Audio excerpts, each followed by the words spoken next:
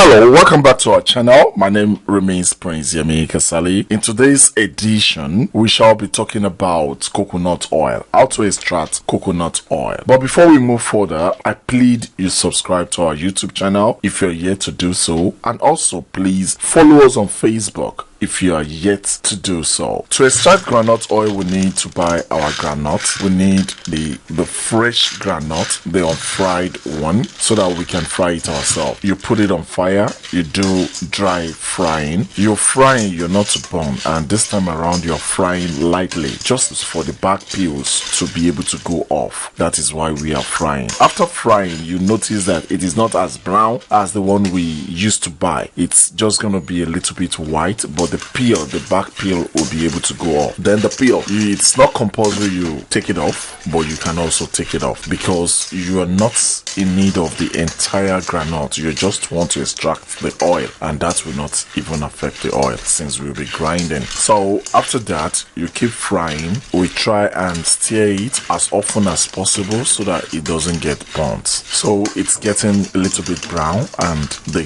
back cover is going off gradually as we are frying. So I'm trying to peel it off. If it is easy to peel, I think that's better. So we'll be taking off our fire very soon. I'm doing that right now. Then we go to the next stage. We make it cool down. Then we try to get the outermost part off. We try to get the brown part off. So after that, we'll be putting it in our grinder and grind. So I'll be grinding till it is smooth, very smooth. So we keep grinding till it is very smooth. You don't need to add anything. You might put it in your dry grinding machine. If you are doing it in large quantity, then you might grind with the normal grinding engine that we use outside. I think this is very smooth. Yes, it is very smooth. It is tempting now. It's more of a butter. It's more of groundnut butter now. Okay, let me grind more. To be very sure I have the smoothest production. So I'll be taking it off right now. This is better. It's shining already. That means the oil is ready. And one other way of doing this is just to keep this in a container. Gradually, after some days, the oil will come up while the butter will be down. So that's one way of getting your nut butter. But the quantity might not be as much as you want, so you might want to follow this process. So this process is very simple. You add water bit by bit. For this kind of production, you could just add 1 spoon of water or 2 or 3 spoons of water at a time. Probably hot water at a time. Make sure, because you are studying the process, you are studying the mixture, you keep adding till you have a very oily production.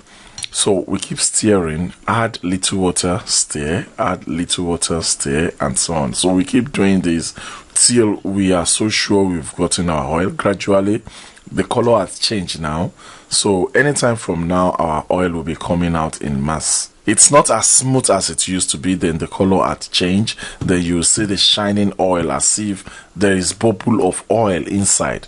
So gradually it's coming up. But let's add 1 or 2 spoons to this again. Then you'll see what I'm talking about. You'll see the oil coming out. Despite the fact we are mixing it with water, you'll see the oil without water. So I'm still mixing gradually. As you can see, that's the production now. So that's the oil coming out. So as you can see, the oil is coming out. Now, one other thing you can do is to look for a way of pressing the oil out of the other mixture.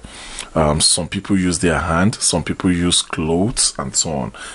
Just look for a system of extracting the remaining oil out of this. Then don't mind the wastage. It could be used for a lot of things.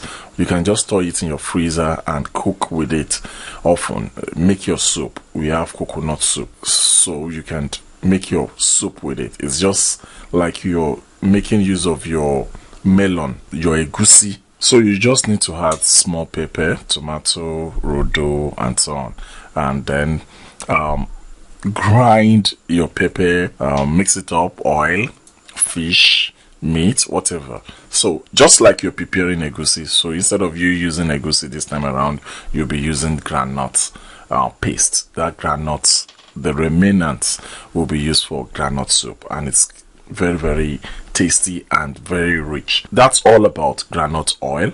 Thank you very much. Please subscribe to this YouTube channel and also follow us on Facebook if you're yet to do so. Thank you.